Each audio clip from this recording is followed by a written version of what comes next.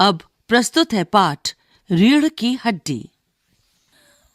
मामूली तरह से सजा हुआ एक कमरा। अंदर के दरवाजे से आते हुए जिन महाशय की पीठ नजर आ रही है वे अधेड़ उम्र के मालूम होते हैं। एक तख्त को पकड़े हुए पीछे की ओर से चलते चलते कमरे में आते हैं। तख्त का दूसरा सिरा उनके नौकर ने पकड़ रखा है। बाबू, अबे धीरे धीरे चल, अब तख्त को उधर मोड़ दे, उधर, बस बस। नौकर, बिछा दूं साहब? बाबू जरा तेज आवाज में, और क्या करेगा? परमात्मा के यहां अकल बंट रही थी तो तू देर से पहुंचा था क्या? बिछा दूं साहब। और ये पसीना किस लिए बहाया है? नौकर तख्त बिछाता है।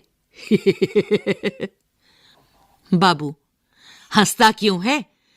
अबे हमने भी जवानी में कसरत की है, कलसों से नहाता था लोटों की तरह। यह तख्त क्या चीज है?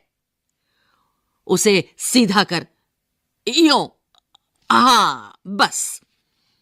और सुन, बहू जी से दरी मांग ला इसके ऊपर बिछाने के लिए। चद्दर भी कल जो धोबी के यहां से आई है वही। नौकर जाता है। बाबू साहब इस बीच में मेजपोश ठीक करते हैं। एक झाड़न से गुलदस्ते को साफ करते हैं। कुर्सियों पर भी 2-4 हाथ लगाते हैं। सहसा घर की मालकिन प्रेमा आती हैं। गंदुमी रंग, छोटा कद, चेहरे और आवाज से जाहिर होता है किसी काम में बहुत व्यस्त हैं। उनके पीछे पीछे भीगी बिल्ली की तरह नौकर आ रहा है, खाली हाथ। बाबू साहब, जिनका नाम राम स्वरूप है, दोनों तरफ देखने लगते हैं। प्रेमा, मैं कहती हूं तुम्हें इस वक्त धोती की क्या जरूरत पड़ गई? एक तो वैसे ही जल्दी जल्दी में। राम स्वरूप, धोती? प्रेमा, हां, अभी तो बदल कर आए हो और फिर न जाने किस लिए। राम स्वरूप, लेकिन तुमसे धोती मांगी किसने? प्रेमा, यही तो कह रहा था रतन। राम स्वरूप, क्यों बे रतन, तेरे कानों में डांट लगी है क्या? मैंने कहा था धोबी के यहां से जो चद्दर आई है उसे मांग ला। अब तेरे लिए दूसरा दिमाग कहां से लाऊं, उल्लू कहीं का। प्रेमा, अच्छा जा, पूजा वाली कोठरी में लकड़ी के बक्स के ऊपर धुले हुए कपड़े रखे हैं ना, उन्हीं में से एक चद्दर उठा ला। रतन, और दरी? प्रेमा, दरी यहीं तो रखी है कोने में, वह पड़ी तो है। रामस्वरूप दरी उठाते हुए, और बीबी जी के कमरे में से हारमोनियम उठा ला और सितार भी, जल्दी जा। रतन जाता है। पति पत्नी तख्त पर दरी बिछाते हैं। प्रेमा, लेकिन वह तुम्हारी लाडली बेटी तो मुंह फुलाए पड़ी है। रामस्वरूप, मुंह फुलाए? और तुम उसकी मां किस मर्ज की दवा हो? जैसे तैसे करके तो वे लोग पकड़ में आए हैं। अब तुम्हारी बेवकूफी से सारी मेहनत बेकार जाए तो मुझे दोष मत देना। प्रेमा, तो मैं ही क्या करूं, सारे जतन करके तो हार गई। तुम ही ने उसे पढ़ा लिखा कर इतना सिर चढ़ा रखा है। मेरी समझ में तो ये पढ़ाई लिखाई के जंजाल आते नहीं। अपना जमाना अच्छा था, आ ई पढ़ ली, गिनती सीख ली, और बहुत हुआ तो स्त्री सुबोधिनी पढ़ ली। सच पूछो तो स्त्री सुबोधिनी में ऐसी ऐसी बातें लिखी हैं, ऐसी बातें कि क्या तुम्हारी बीए एमए की पढ़ाई होगी। और आजकल के तो लक्षण ही अनोखे हैं। रामस्वरूप, ग्रामोफोन बाजा होता है ना? प्रेमा, क्यों? रामस्वरूप, 2 तरह का होता है। एक तो आदमी का बनाया हुआ, उसे एक बार चलाकर जब चाहे तब रोक लो, और दूसरा परमात्मा का बनाया हुआ, रिकॉर्ड एक बार चढ़ा तो रुकने का नाम नहीं। प्रेमा, हटो भी, तुम्हें ठिठोली ही सूझती रहती है। यह तो होता नहीं कि उस अपनी उमा को राह पर ला दे। अब देर ही कितनी रही है उन लोगों के आने में। रामस्वरूप, तो हुआ क्या? प्रेमा, तुम ही ने तो कहा था कि जरा ठीक ठाक करके नीचे लाना। आजकल तो लड़की कितनी ही सुंदर हो, बिना टीम टाम के भला कौन पूछता है। इसी मारे मैंने तो पाउडर वाडर उसके सामने रखा था, पर उसे तो इन चीजों से न जाने किस जन्म की नफरत है। मेरा कहना था कि आंचल में मुंह लपेट कर लेट गई। भाई, मैं बाज आई तुम्हारी इस लड़की से। रामस्वरूप, न जाने कैसा इसका दिमाग है, वरना आजकल की लड़कियों के सहारे तो पाउडर का कारोबार चलता है। प्रेमा, अरे मैंने तो पहले ही कहा था, एंट्रेंस ही पास करा देते, लड़की अपने हाथ रहती और इतनी परेशानी ना उठानी पड़ती। पर तुम तो। रामस्वरूप बात काटकर, चुप चुप। दरवाजे में झांकते हुए, तुम्हें कतई अपनी जबान पर काबू नहीं है। कल ही यह बता दिया था कि उन सब लोगों के सामने जिक्र और ढंग से होगा, मगर तुम तो अभी से सब कुछ उगले देती हो। उनके आने तक तो न जाने क्या हाल करोगी। प्रेमा, अच्छा बाबा, मैं ना बोलूंगी, जैसी तुम्हारी मर्जी हो करना, बस मुझे तो मेरा काम बता दो।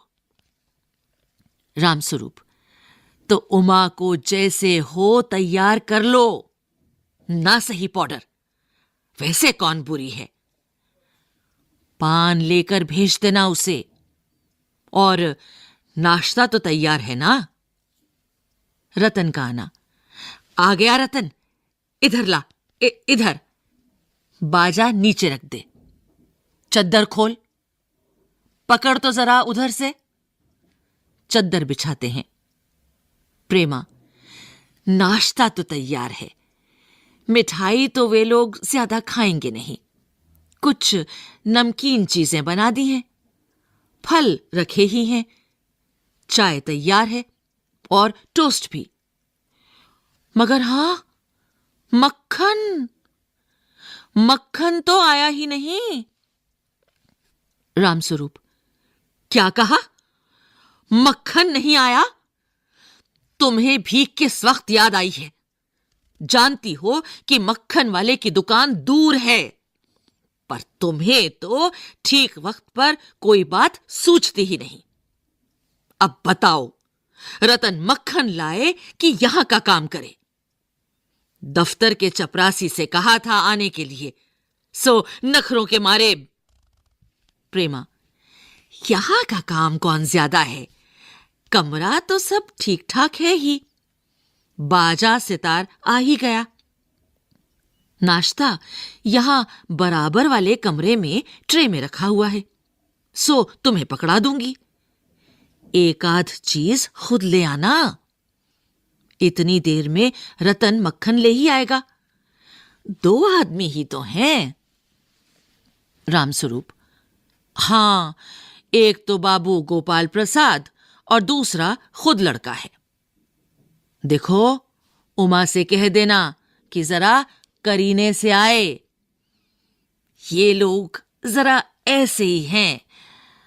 गुस्सा तो मुझे बहुत आता है इनके दकियानूसी ख्यालों पर। खुद पढ़े लिखे हैं, वकील हैं, सभा सोसाइटियों में जाते हैं, मगर लड़की चाहते हैं ऐसी कि ज्यादा पढ़ी लिखी ना हो। प्रेमा, और लड़का? रामस्वरूप, बताया तो था तुम्हें, बाप शेर है तो लड़का 1.25 शेर। बीएससी के बाद लखनऊ में ही तो पढ़ता है, मेडिकल कॉलेज में। कहता है कि शादी का सवाल दूसरा है, तालीम का दूसरा। क्या करूं, मजबूरी है, मतलब अपना है, वरना इन लड़कों और इनके बापों को ऐसी कोरी कोरी सुनाता कि ये भी। रतन, जो अब तक दरवाजे के पास चुपचाप खड़ा हुआ था, जल्दी जल्दी, बाबूजी, बाबूजी। रामस्वरूप, क्या है? रतन, कोई आते हैं। रामस्वरूप दरवाजे से बाहर झांककर जल्दी मुंह अंदर करते हुए, अरे ये प्रेमा, वे आ भी गए। नौकर पर नजर पड़ते ही, अरे तू यही खड़ा है, बेवकूफ, गया नहीं मक्खन लाने? सब चौपट कर दिया। अबे उधर से नहीं, अंदर के दरवाजे से जा। नौकर अंदर आता है। और तुम जल्दी करो प्रेमा, उमा को समझा देना, थोड़ा सा गा देगी।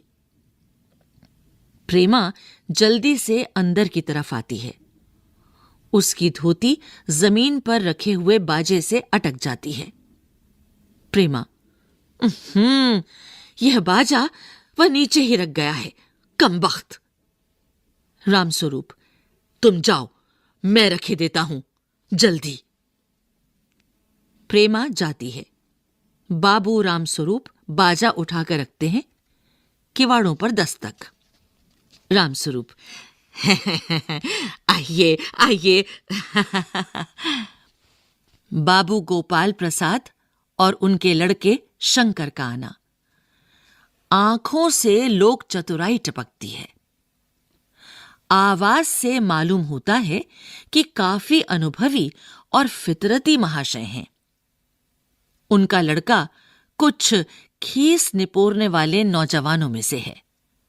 आवाज पतली है और खिसियाहट भरी।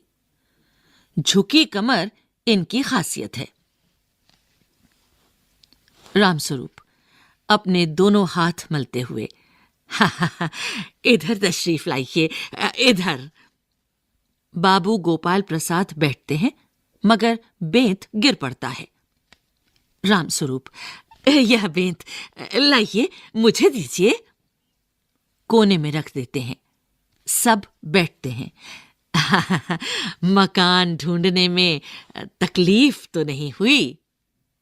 गोपाल प्रसाद खंखार कर, नहीं, तांगे वाला जानता था, और फिर हमें तो यहां आना ही था, रास्ता मिलता कैसे नहीं? रामस्वरूप, यह तो आपकी बड़ी मेहरबानी है, मैंने आपको तकलीफ तो दी। गोपाल प्रसाद, अरे नहीं साहब, जैसा मेरा काम वैसे आपका काम, आखिर लड़के की शादी तो करनी ही है, बल्कि यूं कहिए कि मैंने आपके लिए खासी परेशानी कर दी। रामस्वरूप, यह लीजिए, आप तो मुझे कांटों में घसीटने लगे, हम तो आपके सेवक ही हैं। थोड़ी देर बाद लड़के की ओर मुखातिब होकर, और कहिए शंकर बाबू, कितने दिनों की छुट्टियां हैं? शंकर, जी, कॉलेज की तो छुट्टियां नहीं हैं, वीकेंड में चला आया था। रामस्वरूप, आपके कोर्स खत्म होने में तो अब साल भर रहा होगा। शंकर, जी, यही कोई 1-2 साल। रामस्वरूप, 1-2 साल? शंकर, जी, 1-8 साल का मार्जिन रखता हूं। गोपाल प्रसाद, बात यह है साहब कि शंकर 1 साल बीमार हो गया था। क्या बताएं, इन लोगों को तो इसी उम्र में सारी बीमारियां सताती हैं। एक हमारा जमाना था कि स्कूल से आकर दर्जनों कचौड़ियां उड़ा जाते थे, मगर फिर जो खाना खाने बैठते तो वैसी की वैसी ही भूख। रामस्वरूप, कचौड़ियां भी तो उस जमाने में पैसे की 2 आती थी। गोपाल प्रसाद, जनाब, यह हाल था कि 4 पैसे में ढेर सी बालाई आती थी और अकेले 2 आने की हजम करने की ताकत थी, अकेले। और अब तो बहुतेरे खेल वगैरह भी होते हैं स्कूल में। तब ना कोई वॉलीबॉल जानता था, ना टेनिस, ना बैडमिंटन। बस कभी हॉकी या क्रिकेट कुछ लोग खेला करते थे। मगर मजाल कि कोई कह जाए कि यह लड़का कमजोर है। शंकर और रामस्वरूप खीसें निपोरते हैं। रामस्वरूप, जी हाँ, उस जमाने की बात ही दूसरी थी। गोपाल प्रसाद जोशीली आवाज में, और पढ़ाई का यह हाल था कि एक बार कुर्सी पर बैठे कि 12 घंटे की सिटिंग हो गई। 12 घंटे। जनाब, मैं सच कहता हूं, उस जमाने का मैट्रिक भी वह अंग्रेजी लिखता था फर्राटे की कि आजकल के एमए भी मुकाबला नहीं कर सकते। रामस्वरूप, जी हाँ, वह तो है ही। गोपाल प्रसाद, माफ कीजिएगा बाबू रामस्वरूप, उस जमाने की जब याद आती है अपने को जब्त करना मुश्किल हो जाता है। रामस्वरूप, जी हाँ, वह तो रंगीन जमाना था, रंगीन जमाना। शंकर भी ही करता है। गोपाल प्रसाद एक साथ अपनी आवाज और तरीका बदलते हुए, अच्छा तो जनाब, बिजनेस की बातचीत हो जाए। रामस्वरूप चौंक कर, बिजनेस? ओह, अच्छा, लेकिन जरा नाश्ता तो कर लीजिए। उठते हैं। गोपाल प्रसाद, यह सब आप क्या तकल्लुफ करते हैं? रामस्वरूप, तकल्लुफ किस बात का? यह तो मेरी बड़ी तकदीर है कि आप मेरे यहां तशरीफ लाए, वरना मैं किस काबिल हूं। माफ कीजिएगा, जरा अभी हाजिर हुआ। अंदर जाते हैं। गोपाल प्रसाद थोड़ी देर बाद दबी आवाज में, आदमी तो भला है, मकान से हैसियत भी बुरी नहीं मालूम होती। पता चले लड़की कैसी है। शंकर, जी। कुछ खंखार कर इधर उधर देखता है। गोपाल प्रसाद, क्यों, क्या हुआ? शंकर, कुछ नहीं। गोपाल प्रसाद, झुक कर क्यों बैठते हो? ब्याह तय करने आए हो, कमर सीधी करके बैठो। तुम्हारे दोस्त ठीक कहते हैं कि शंकर की बैकबोन। इतने में बाबू रामस्वरूप आते हैं, हाथ में चाय की ट्रे लिए हुए। मेज पर रख देते हैं। गोपाल प्रसाद, आखिर आप माने नहीं। रामस्वरूप चाय प्याले में डालते हुए, आपको विलायती चाय पसंद है या हिंदुस्तानी? गोपाल प्रसाद, नहीं साहब, मुझे आधा दूध और आधी चाय दीजिए, और जरा चीनी ज्यादा डालिएगा। मुझे तो भाई यह नया फैशन पसंद नहीं। एक तो वैसे ही चाय में पानी काफी होता है, और फिर चीनी भी नाम के लिए डाली जाए तो जायका क्या रहेगा? रामस्वरूप, कहते तो आप सही हैं। प्याला पकड़ाते हैं। शंकर खंखार कर, सुना है सरकार अब ज्यादा चीनी लेने वालों पर टैक्स लगाएगी।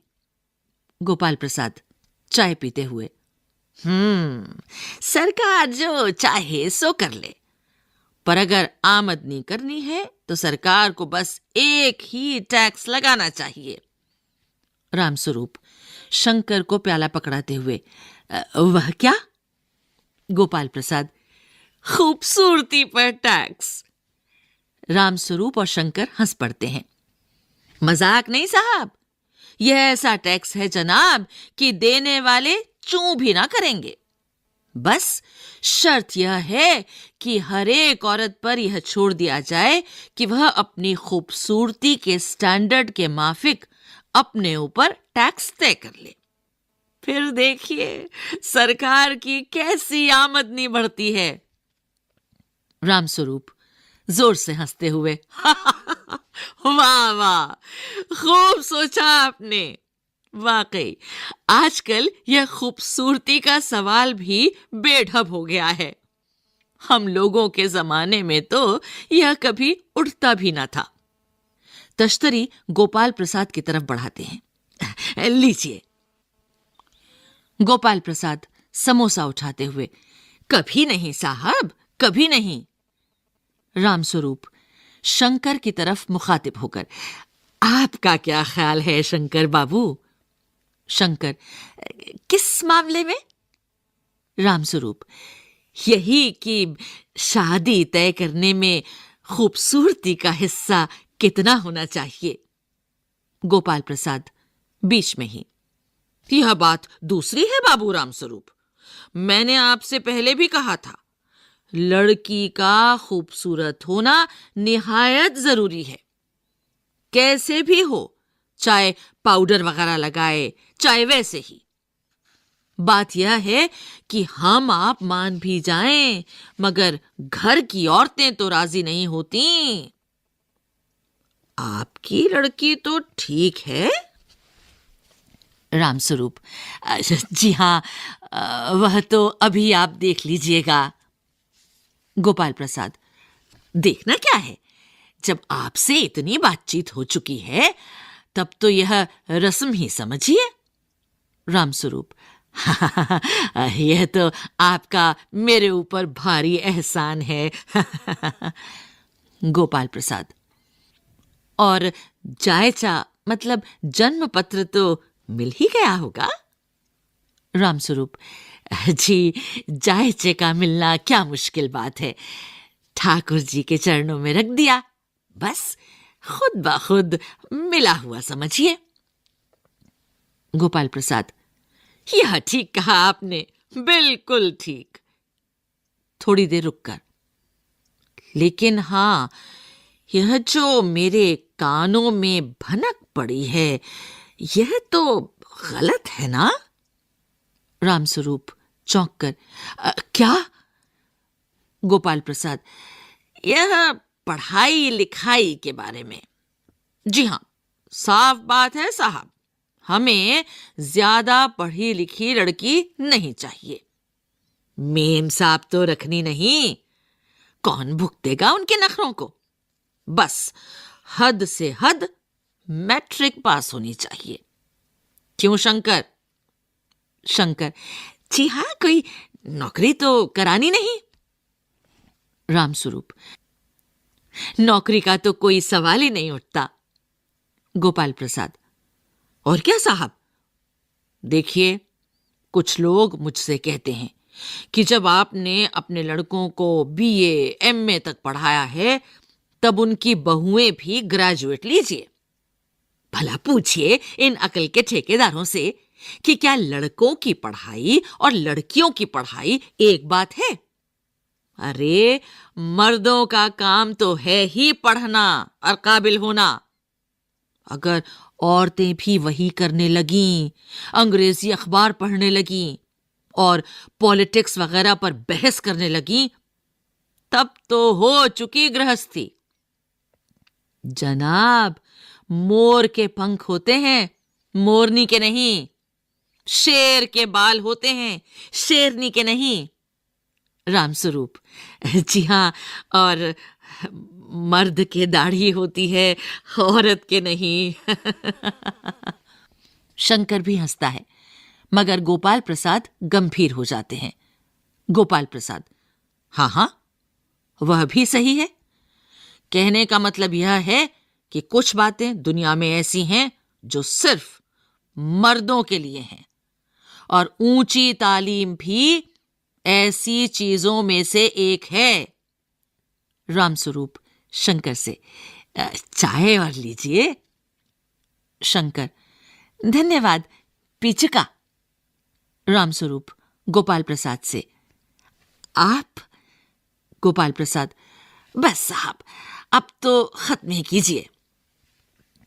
रामस्वरूप, आपने तो कुछ खाया ही नहीं। चाय के साथ टोस्ट नहीं थे। क्या बताएं, वह मक्खन। गोपाल प्रसाद, नाश्ता ही तो करना था साहब, कोई पेट तो भरना था नहीं, और फिर टोस्ट वोस्ट मैं खाता भी नहीं। रामस्वरूप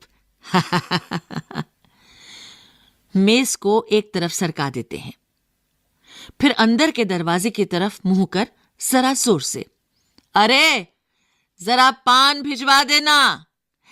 सिगरेट मंगवाऊं? गोपाल प्रसाद, जी नहीं। पान की तश्तरी हाथों में लिए उमा आती है, सादगी के कपड़े, गर्दन झुकी हुई। बाबू गोपाल प्रसाद आंखें गड़ाकर और शंकर आंखें छिपाकर उसे ताक रहे हैं। रामस्वरूप, यही आपकी लड़की है, लाओ बेटी, पान मुझे दो। उमा पान की तश्तरी अपने पिता को देती है। उस समय उसका चेहरा ऊपर को उठ जाता है और नाक पर रखा हुआ सोने के रिम वाला चश्मा दिखता है। बाप बेटे चौंक उठते हैं। गोपाल प्रसाद और शंकर एक साथ, चश्मा? रामस्वरूप जरा सकपकाकर, जी वह पिछले महीने में इसकी आंखें दुखनी आ गई थीं, सो कुछ दिनों के लिए चश्मा लगाना पड़ रहा है। गोपाल प्रसाद, पढ़ाई वढ़ाई की वजह से तो नहीं है कुछ? रामस्वरूप, नहीं साहब, वह तो मैंने अर्ज किया ना। गोपाल प्रसाद, संतुष्ट होकर कुछ कोमल स्वर में, बैठो बेटी। रामस्वरूप, वहां बैठ जाओ उमा, उस तख्त पर अपने बाजे बाजे के पास। उमा बैठती है। गोपाल प्रसाद, चाल में तो कुछ खराबी है नहीं, चेहरे पर भी छवि है। हाँ, कुछ गाना बजाना सीखा है? रामस्वरूप, जी हाँ, सितार भी और बाजा भी। सुनाओ तो उमा, एक आध गीत सितार के साथ। उमा सितार उठाती है। थोड़ी देर बाद मीरा का मशहूर गीत, मेरे तो गिरधर गोपाल दूसरों न कोई, गाना शुरू कर देती है। स्वर से जाहिर है कि गाने का अच्छा ज्ञान है। उसके स्वर में तल्लीनता आ जाती है, यहां तक कि उसका मस्तक उठ जाता है।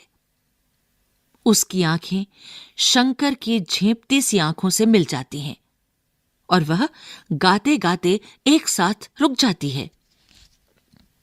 रामस्वरूप, क्यों, क्या हुआ? गाने को पूरा करो उमा।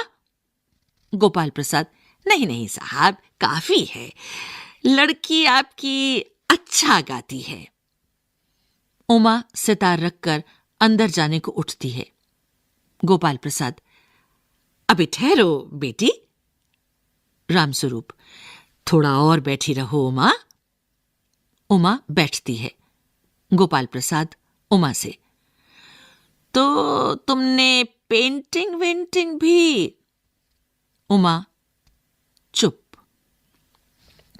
रामस्वरूप, हाँ, वह तो मैं आपको बताना भूल ही गया।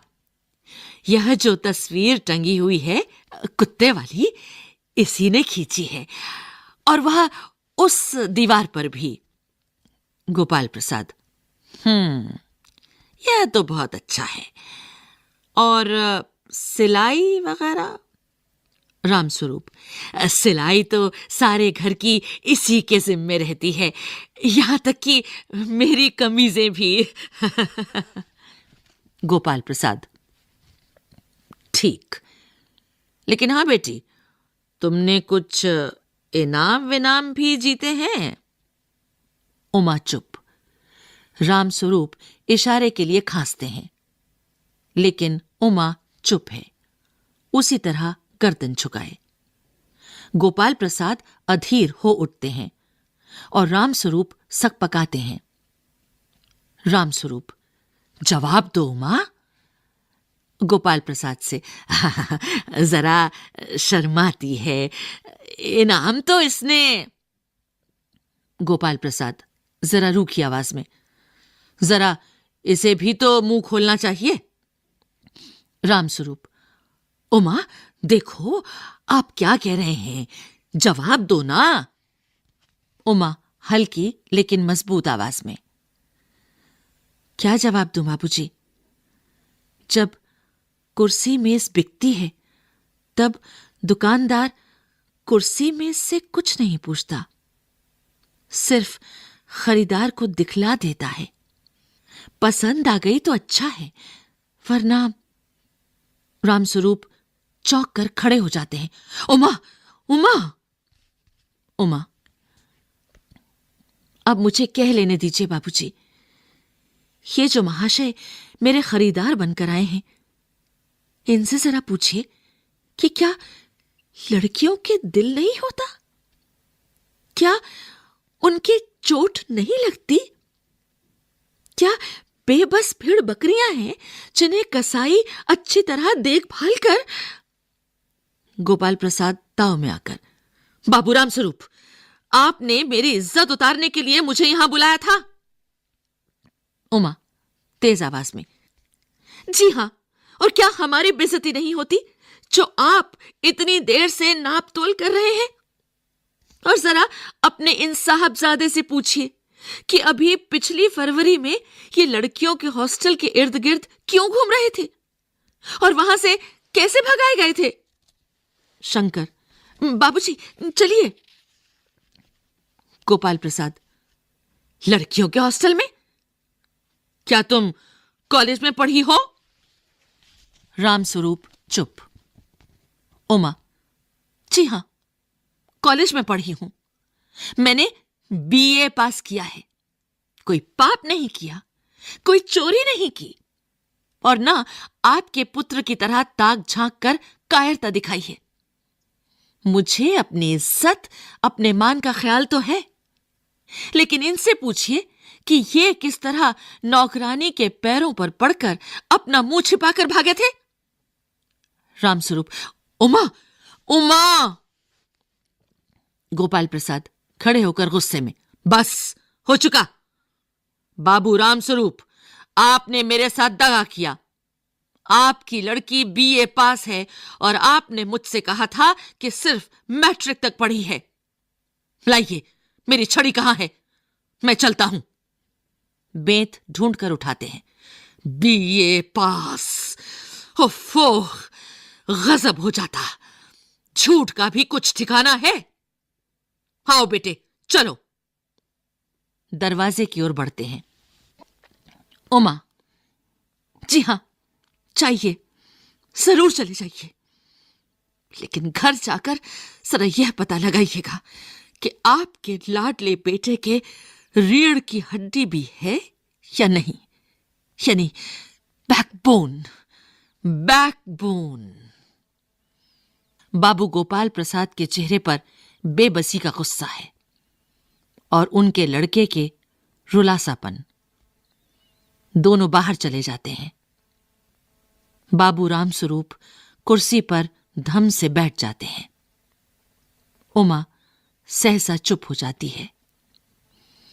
प्रेमा का घबराहट की हालत में आना। प्रेमा, उमा, उमा रो रही है। यह सुनकर रामस्वरूप खड़े होते हैं। रतन आता है। रतन, बाबूजी, मक्खन। सब रतन की तरफ देखते हैं और पर्दा गिरता है। प्रश्न अभ्यास 1। रामस्वरूप और गोपाल प्रसाद बात बात पर एक हमारा जमाना था कहकर अपने समय की तुलना वर्तमान समय से करते हैं।